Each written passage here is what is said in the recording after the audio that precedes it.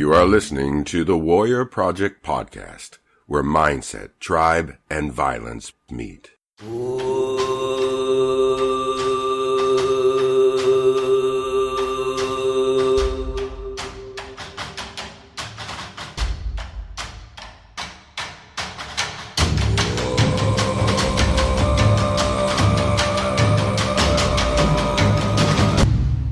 All right, folks, what is going on?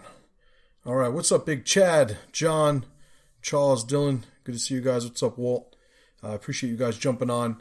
So what we're doing today is this is going to be my first live edition of the Warrior Project. There's two main formats to the Warrior Project podcast. One of them is the one, if you guys haven't done it yet, you can go to iTunes and look up the Warrior Project podcast and definitely subscribe, download those episodes. You could always go to thewarriorproject.com, and I have a full archive of the episodes there. Obviously, I also have my membership site, which you can get more information about there at thewarriorproject.com. But aside from the short sort of presentation-based episodes of the Warrior Project, I also want to bring back, and this is admittedly due to request, the live version of the content I'm putting out. So the Warrior Project Live, this is the first one, and we are going to have a theme or a topic that's going to drive the conversation. And but obviously, once I get through that, I'd like to answer as many questions that you guys may have at the time. So a couple of different things. When it comes to honor, it's important, and I've spoken about this before, we have to sort of define terms, right? So what is honor to me? Honor is a currency of virtue within a tribe.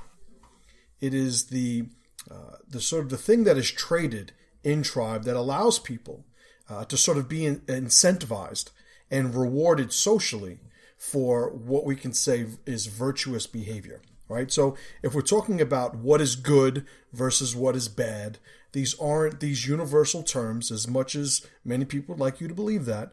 Good and bad is a very relative assessment, and it's based on what helps the tribe and what hurts the tribe, what brings us toward mission, what distracts us or sabotages us from pursuing mission. So it's a very functional, sort of system that tribes have, figured out a long, long time ago and continue to sort of use and apply today. When it comes to what honor is for the individual, it's very hard to determine what would be considered honorable if not sort of put against the backdrop of the expectations, requirements, and narrative that a tribe establishes in the beginning. So if we consider something to be honorable, usually we're talking about something that happens in reference to other people, and most functionally, those other people being tribe. So the query for this episode is, do we need honor? Well, if you've been following me for any length of time, you know that when I'm talking about the majority of these topics that I discussed, it's really against the backdrop of function. Function being, well, does it work or not? And I think honor is something that we really need to sort of put in that same context. Do we need honor? Well, what is it that we're trying to do? Chances are, if we're being honorable, we're following somebody's expectations, somebody's sort of code of virtue.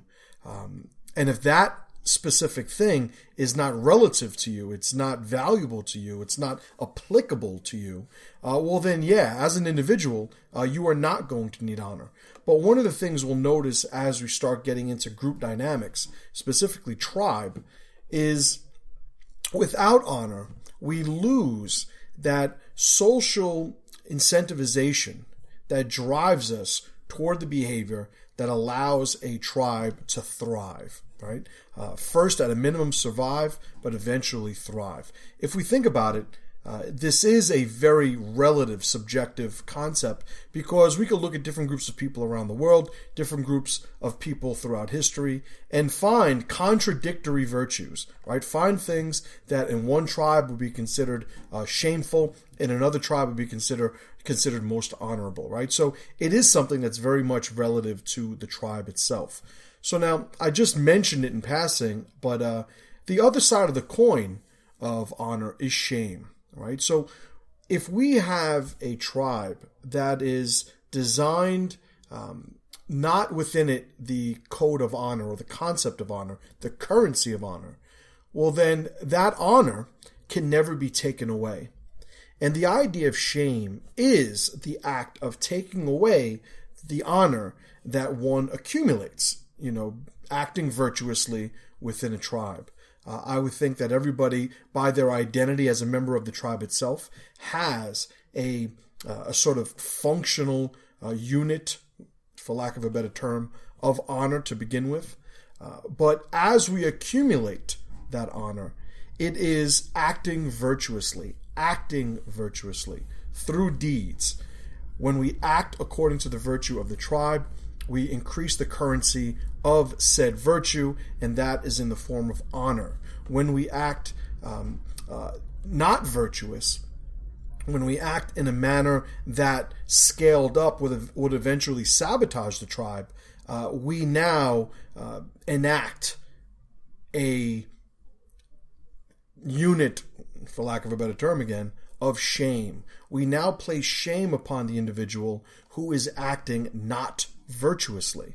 Now, if the person has no honor to begin with, it's very difficult to shame the individual. Shame really has no value. There's really no consequence of significance to somebody being shamed if they have no honor to begin with, right? So within tribe, now, what is the purpose of all of this? Well, again, if we're talking about function, we're talking about tribes that actually get things done, tribes that are able to survive, right? If you followed my loyalty matrix formula, you know that there's RPS, there's ritual, procreation, and survival. And if ritual, procreation, and survival are intact, then you have a tribe that not only will continue to pursue its mission, but it'll also propagate itself. You'll also have that generational relationship through customs and traditions that allow the tribe to transcend a singular generation, right? Now, I have in the past before spoken about tribe as being just the unit of identity, right? The tribe of one, meaning the RPS formula applied to the individual, and scaling it up into sort of growing concentric circles, right? Your into the individual, the family, the outer tribe, the community, the state, country, what have you. I've since, for clarity's sake, reduced or sort of niched down my use of the term tribe to that group of individuals that enables you to transcend your lifeline, right? So the functional group of individuals that allow you to achieve legacy is, what I'm referring to when I'm saying tribe. So surrounded by those individuals that will allow you to transcend your life is where we start to see the backdrop, the canvas, if you will, where honor is eventually, created and accumulated constantly under the watchful eye of shame. Okay, so if you look at society today, so let's compare this. Let's compare this to what we're seeing in society today. Well, if you look at those things that are labeled, that I should say that have historically been considered to be honorable type characteristics, virtuous type characteristics. You look at, the hero formula. What is it that makes somebody a hero, if not the individual that, at great risk to him or herself, pursues virtuous acts to the benefit of the tribe, right? So if you look at those things and you put them on you sort of overlay them on the society today, what you see are terms and labels like toxic masculinity. We look at the breakdown of the family. We look at all of those things that have created the support system to, allow those virtuous type characteristics to flourish. Every single one of them, as far as I can see, is being attacked, is trying to be devalued. You have the people who want individuals to not allow those very organically designed group identities to maintain themselves, to sustain themselves. When we're told things like, we're all one, we're all one big family. That feels good. It certainly has, for the majority of people, a very virtuous intention. But if again we put that on the backdrop of function, we see that type of mindset does nothing more than sabotage the ability to stand out in the eyes of the tribe honorably, virtuously. I cannot defend my family if everybody is my family. I cannot help my brother if everybody is my brother. If the person who does not know me is the same in terms of relationship to the person who has shared every day of my life next to me, then what exactly is the incentivization to establish and develop relationships, interpersonal relationships? Where do concepts like trust come into the mindset or the worldview that we're all the same, that we're all one group, that nothing separates us? Now, one of the things that is strategically conflated when people talk about this is they talk about, if I'm the person who does not think we're all one family, or if I'm the person who does not think we're all one race, the human race, then obviously I want to do harm on other people. And this is the sort of sleight of hand that the progressive mindset, the liberal mindset, the globalist mindset installs into this conversation. Because I believe in a specific good does not mean that I believe in a specific bad that is connected to it. Because I love me, it does not mean that I hate you. Because I love my family, it does not mean that I hate your family. Because he is my brother, it doesn't mean that you are my enemy. And this is where it's conflated. Incentivizing positive virtuous behavior is an entirely different endeavor than sabotaging functional behavior of other individuals and groups. Because I want to be wealthy, it doesn't mean that I want somebody outside of my tribe to be poor. Because I want to be healthy, it doesn't mean that I want somebody outside of my tribe to be sickly. Right? That is the conflation that's put into the narrative of a lot of that sort of propaganda-based progressive type mindset. Because I am somebody who wants to push forth the virtue of crushing obstacles and overcoming goals, it doesn't mean that I want you to suffer from those same type of obstacles and goals. The sort of victim mindset of so many individuals, and there are a lot of different reasons why individuals have that type of mindset. But I would say, to sort of pull the camera back for a second, chief among those reasons why it works is because it's functional, because it actually works. In today's society, you actually, you've heard the term virtue signaling. Well, why is it that virtue signaling is a practice in today's society? On social media, in society in general, is because you actually accumulate this sort of pseudo honor currency by acting that way. Why is it? Because the people who are in control, the people who are controlling the perception of what it is that works and doesn't work, they want individuals to virtue signal. They want people to place a sort of honorable type value on behavior that is congruent with their goals, right? Not to get too political, because I don't want to sort of fall down that rabbit hole, but it makes sense that the people at the top of the pyramid want people underneath to believe that they're all the same. They want people to believe that any break away from that group is dishonorable, is not virtuous. We can look at, all of the different states in America that have made it illegal to collect rainwater, right? As ridiculous as that is, I remember when I first read that, I figured it was some satirical type, it was like a metaphor for something else that they were criticizing. But no, it was a literal report of at the time, I think it was a man in Florida who was having a lawsuit put against him by the city because he was collecting rainwater and refused to sort of tap into, the metropolitan, water supply, whatever it is.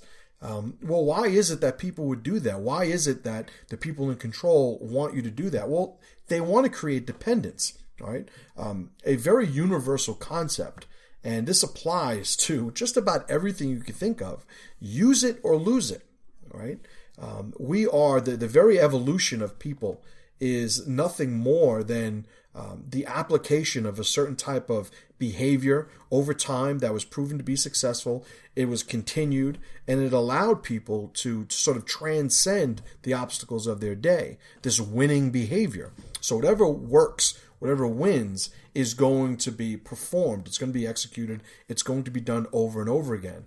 Well, now what we're seeing in society is there are generations who have existed entirely within the system, or the term I use a lot is the aquarium of the state. They forgot what it's like to go and get their own food. They forgot what it's like to, once the sun goes down, to not be able to see anymore, right? They forgot what it's like to functionally create a situation whereby they could provide for and protect their children. That's what society has become today. Society has become a collection of bloodlines that have basically been treated like pets by the state.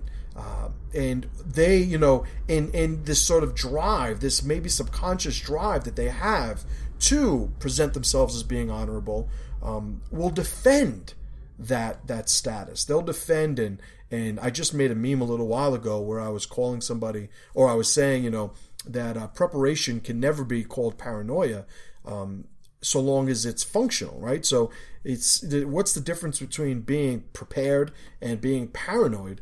Is the ability to function. You want to be able to defend yourself. You want to stay healthy. You want to do all these things that allow you to be successful, but not to the point where you can't actually operate as an individual in society, in your tribe, functionally. You want to never get hit by a car? Look left and right before crossing. Don't ever tell yourself, well, I'll just never cross the street, right? That is dysfunctional. So when it comes to being prepared in this society, the preparation, within the aquarium of the state, within the aquarium of sort of government-provided reality, is you have to factor them in to any formulas that you have. One of the things that I've learned over the years, being born and raised in the Bronx, is as a city kid, I have some gifts, and I have some, not so nice gifts, some good gifts and some bad gifts. The good gifts, you got to be quick, right? You gotta understand exactly how to navigate a social setting. The anomalies of behavioral anomalies of individuals, I pick up in an instant, and we all know it. You're hanging out somewhere and somebody gets that crazy look on their eye like something's about to pop off. If you're from the city, you have a sort of radar for that sort of thing. You understand how people are receiving your communication, because in the aquarium of the city, these things are incentivized, right? But what are some of the things that I had to sort of relearn, and I'm still in the process of relearning? I don't like when it gets dark after the sun goes down and I can't see anything anymore. I don't like that I can't go and get a sandwich at midnight whenever I want. I don't like all these different things, that really describe the reality in a not so urban environment. Now, where I live in the Poconos is not the middle of nowhere. As much as I would like it to be, it's not. I'm still connected to more people than I'd want to be. But it is a far cry from the environment that I grew up in. So when I look at the individuals that grew up in those type of, rural areas, country type areas, one of the things that they have as a superpower, crack of dawn, they're up, they're working, they are physically working. they have this, I call it that pioneer energy, where they get up and they're lifting stuff, moving stuff, and, and it's the norm, and it is typical of that environment. Whereas in the city, I work 60 to 80 hours a week, but so much of it is typing, or it's, instructing a group of people. It's not going out and busting my ass and not being bothered by it, because that's another thing. There are plenty of people in the city who work hard, don't get me wrong. My father, who grew up in Puerto Rico, came here as a sort of preteen, I think 12, 13 years old. He busts his hump, his entire life as an adult. But what you see with the people in the city, this sort of farm life or this rural country type living, is it's the status quo for them. Their baseline of living has a size and amount of physical labor that people who grew up in the city are completely inept at accepting, right? So, and I've gone through that myself, admittedly. I exercise, I lift weights, I train, jiu-jitsu, I train in SAC, I train in all these different things, but I still don't get up and just lift heavy shit, drag heavy shit, build shit all day, rain or shine. I don't do that, right? So it is different from what I'm used to. When I do it, it is noticeable to me. And it all comes down to function, right? So let's bring this back to this concept of, do we need honor? Well, I think the obvious answer is, of course we need honor. If you're looking to be successful, if you're looking to be productive as an individual or as a group, the concept of honor allows us socially and indirectly to incentivize and disincentivize behaviors according to what's going to enable us, empower us to succeed or not succeed. Without honor, there is no shame. Without shame, we remove those very low-level feedbacks of the tribe to what type of behavior needs to be disincentivized. And you guys have heard me say this before, if I can't mock you or shame you, right? Because that's the equivalence. If I can't mock you, I have to punish you. If I can't punish you, I have to exile you. If I can't exile you, I have to kill you for the survival of the tribe, right? When we look at how, the justice system deals with society at large, that is the escalation. Now, we have managed to remove shame or mocking from society. So what winds up happening, people do not face consequence until it's at an elevated level of being punished or being exiled or, being shot, whatever the case is. Why? Because we can't make fun of people who need to be made fun of. It is not about, getting people to experience some sort of lesser existence. It is all about the social, low-level feedback of incentivizing virtuous behavior. The person that's made fun of as a child for doing stupid shit does not become the adult that thinks it's okay to do stupid shit, right? Everybody knows the spoiled kid, what kind of adults they make, right? I was teaching a private lesson this morning, and a school owner was I was teaching this lesson, and this owner was telling me that in his school he had this young lady, single mother, who had two small boys, and she was basically telling him, I don't want you to be tough on my sons.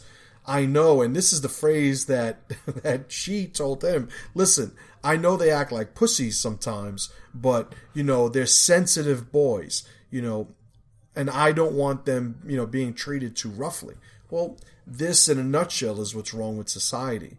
These little, soft boys need to be mocked. They need to understand, while the consequence is low, how to incentivize or how to follow those behaviors that are going to serve them functionally as they grow up and look to be productive members of society.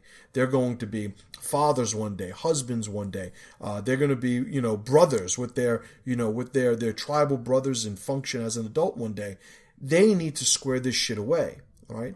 We look at childhood. What is childhood if not the preparation for the rest of our lives? The preparation and the building of an individual to the point where they can become an asset to a larger group, a greater group. None of us are going to live forever. It's not about just navigating life so that we don't die. By the way, impossible to do. Everybody dies in the end. Spoiler alert, right? It's really establishing in your identity the perception of somebody who is an asset, who is of value, who represents and instills that type of virtuous behavior in everybody around him, right? The hero is important to the tribe. And without honor, without shame, things like heroic behavior become impossible to amass, right? All right, so that's my talk. I want to answer some questions here, if you guys have any, and there are a lot of comments here. I know it's been a while since I've done a live show, and I appreciate you guys hanging out with me. But what can I answer? I'll answer a couple of them, then I'll wrap this up. Okay, D. Vaughn says, excellently put. It's not just delusional, though, or intentionally or programmatically relativistic. It's downright malicious and hypocritical, since group interest is value and treated differently for different ethnic and racial groups today, right? And this is the thing, getting back to what I was saying earlier, because I love me, it doesn't mean I hate you. And you have to understand that anybody who argues with that idea is looking to control the entire game. Now, there are plenty of people that I grew up with that have had this victim mindset, this victim mentality installed to the point where they just cannot acknowledge that is how they see the world. They see themselves as these sort of perennial sort of whipping posts. And, they grew up in the same society I did. They grew up in the same neighborhood that I did. And there are so many people, and obviously a lot of them happen to be black that I'm talking about. But there are plenty of black friends of mine from my same neighborhood that grew up that, are college educated, are business owners, are happily married, entrepreneurs. They're successful business people. They're successful, corporate, executives. Like, they span the spectrum of productivity. Yet you still have that one bunch of people who may not be degenerates, who may not just be making excuses because they just want to smoke weed and hang out in the corner, but they actually see themselves as being at the sort of the bottom of this ladder, and that the people at the top are just preventing them from climbing. And why is that? It's because they have this very dangerous mixture of pride and victim mindset, right? It's very dangerous to the individual when he sees himself as a victim, but is very proud about that, right? Prideful about that. All right, what's going on? I'm looking at the screen because I can barely see anything on this little ass phone. Dylan says, my wife's too soft on my 7-year-old. How do I get her to get on my level? So, you're saying 7-year-old. I'm going to assume that you're talking about a 7-year-old son. It's very important with parents. And if you guys haven't looked at my Strong Dad, Strong Son series on the Warrior Project, you absolutely should. As parents, there needs to be agreement as to what virtue is, as to what type of incentivized behavior will lead your child, your son in this case, to being a productive adult. People ask me all the time, with my daughter, oh, you're going to make her, she's going to be a badass, she's going to be a killer, she's going to be a pro fighter. Listen. My daughter is being raised to be an incredible mother and an incredible wife and an incredible sister and an incredible daughter. All of these other things that are really just echoes of my identity, put upon her are completely, out of place. Well, the same thing can be said for a son.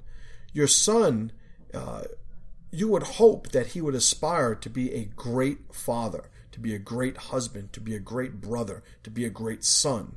And that needs to be agreed upon between you and your wife. When there is an interaction, some sort of curbing of behavior, right? That feedback of shame or mocking, eventually escalating with kids, as it often does, into a punishment. Well, you need to always reduce it to what behavior am I incentivizing or disincentivizing? Am I doing this because I don't want to see my son cry? Well, there are going to be times where your son is going to cry. Him crying or not crying should really be a secondary concern when assessing whether or not his behavior needs to be disincentivized or not. My daughter, if she grabs, she's 2 years old and is at the peak of insanity. For the first time, my wife and I are experiencing the terrible twos. She's a maniac. But let's say she's walking through the house and picks up a knife or a lighter or, something else that could be dangerous in a 2-year-old's hand. Am I not going to pull it out of her hand because she's going to cry? Because she's going to be upset? Because she's almost going to pass out? She's crying and carrying on so much? Well, no. Well, in that situation, it's black or white, right? There's no gray area. It's easy to understand. Well, no, I'm not going to allow this to happen. I don't want to incentivize this behavior, so it's going to be curbed right there, on step one. But if we're talking about, your 7-year-old son, and this is still answering that question, if you're talking about your 7-year-old son doing something that needs to be, nipped in the bud, you have to understand his emotional reaction is just going to escalate over time if it is not nipped in the bud early on. Why? Because to the 7-year-old who is not, calculating and trying to strategize this in a conscious sense, but he is going to know, well, if I cry, I get my way. It becomes a winning formula. That turns into somebody who, as he gets older, looks at that type of reaction to adversity as a winning formula, and eventually we all know he's going to smack right into a wall when he gets old enough, because that doesn't work in society in general, right? It's not a universal way to navigate our lives in adversity. We know that. So these things need to be explained and agreed upon with your wife early on so she understands, listen, let me handle my 7-year-old. My 7-year-old is going to learn how to be a man for me, right? And my wife, we have 3 boys. She understands. There are going to be times, and there's been times where, I had to make one of their skin burn a little bit. And my wife did not like it, but she understands this is what we're going to do. There's a reason for it. And we're doing it now so he doesn't get shot, when he's 20 years old, acting tough on a street somewhere with somebody who doesn't give a fuck about him, whether or not he lives. Right? So these things that they learn early on prepare them in a universal sense for the type of behavior that's going to allow them to be successful when they're older. All right, what else? David says, a great daughter who will know how to defend herself. Oh, absolutely. My daughter's going to be good to go. Yeah, now don't get it twisted. She'll be able to whoop an ass, but that is not the priority. All right, this is from Andre. I have a question. In a combat situation, if one is honorable and one is not, does the honorable one have to fight with honor even though he knows that the one who will try to trick him? I could have asked this in a better way, but that's the question. I think you understand. And this is actually a great question because it allows me to expound upon another idea that people fuck up. At the beginning of this talk, I said that honor is an in-tribe currency of virtue. In tribe. The person who is outside of our tribe does not receive in-tribe benefits. Now, as we build alliances from one tribe to another, there is certainly a working understanding of what is functional, a working understanding of how we are going to behave to maintain that alliance. But the person who is not in our tribe, who decides to act dishonorably, it's irrelevant to me because I've had no expectation of him acting honorably, right? If you were to ask one of my sons, what's the best way to knock somebody out with a punch, they'll tell you when they're sitting down, facing the opposite way, drinking something, and they don't know that I'm there. That's the best way we could access a target and put him to sleep. Well, if you are going to fight your brother, and that is what you decided to do, well, obviously there's some disconnect there. That would be shamed, right, by the rest of the people in your tribe. So there is a functional expectation in tribe, right? When we have these conflicts in tribe, we call them duels, right? Why is it that two individuals decide not to use their weapons, their knives, their guns, their whatever, and they decide to just, you and a friend of yours, you and a sibling of yours, why is it that we would punch each other in the face instead of trying to kill each other? Because we understand that even though we're having some sort of cathartic working out of the problem, we understand that we don't want to end their lives. We understand the social repercussions of ending a brother's life in tribe. We understand how the tribe will treat us if we kill somebody. If you think about what are the, very universal, common, historically, organically developed, virtues in tribe, everybody condemns murder. What is murder if not the premeditated killing of somebody in your tribe? Right? So we condemn murder, but for some reason we still have militaries. We still have warriors that go out and kill people to defend our ability to pursue our mission. So it's not the killing that we're condemning. It is the killing of somebody in tribe and treating them as if they are not in our tribe. Right? Again, getting back to another thing that I mentioned. If the people inside of the wall, the people inside your tribe, receive no more benefit than a stranger, then what's the value of being a tribe in the first place? Right? So honor can only apply to in tribe. Now, let's say that, I'm going to fight one of the brothers of my tribe, and I put my hands up because we've decided that we're going to have it out and settle it outside like men. And he pulls out a gun and he's going to shoot me. Well, as soon as he pulls out the gun, he has just communicated that he is not acting honorably within our tribe. Then it wouldn't be I wouldn't be punished or face any social consequence for shooting him first, if that was the case. And if you think about the legal precedent for that, the idea, the concept of self-defense. Well, he was going to kill me, so I killed him first. It's universally accepted as being moral, right?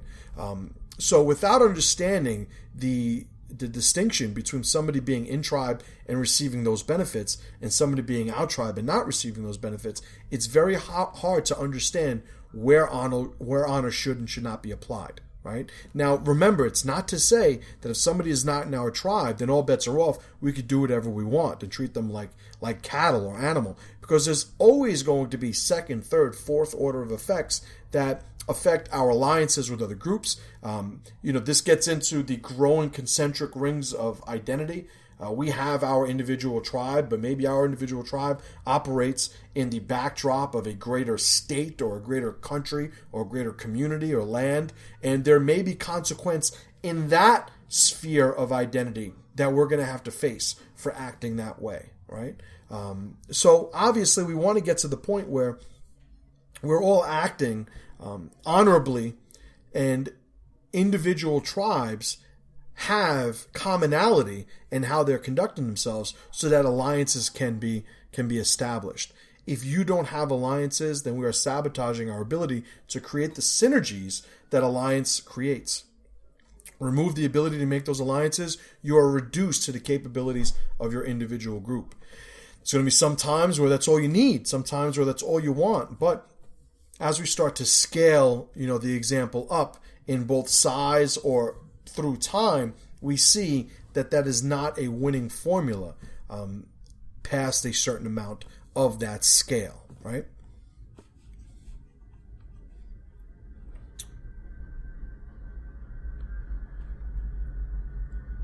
So Dylan says, you do have those BS states that don't recognize stand your ground. Absolutely. And remember, don't think for a second that a politician will not allow people to die for the sake of them pursuing their individual mission. You see it all the time. There is, I don't think it's any real surprise that a great deal, a significant number of politicians, a significant number of a significant percentage of politicians are sociopaths, meaning they look at all this almost as a game without the unconscious, almost spiritual pull toward virtuous behavior. They see this as just a big game of Monopoly, a big game of life that they're going to navigate to accumulate and acquire as much power as they can. So it doesn't make sense or it doesn't really surprise anybody that you have individuals in power, individuals of influence that do not treat people they are charged with being tribal with, they do not treat them, with any sort of, in-tribe type of benefits. And these are often the people that are saying, listen, open the borders. What's the difference? Let them all in. They're all people. Nobody's different. We're all big one family. And, we shouldn't control the way people, live their lives. And, well, you know what? It's great to say that when you are sitting in a reality that was established by people who did not think that way, right? It's great to be the spoiled little rich kid. And if you talk about, historically, we as citizens of America, the ones that were born here or are citizens, we are the spoiled little rich kids. Because in history, there has never been a greater society to live in than this one. So there are a lot of people who have not only did a lot of hard thinking, but they also did a lot of hard dying for our benefit. And for us, for some of us at least, to sit here and condemn the whole fucking thing,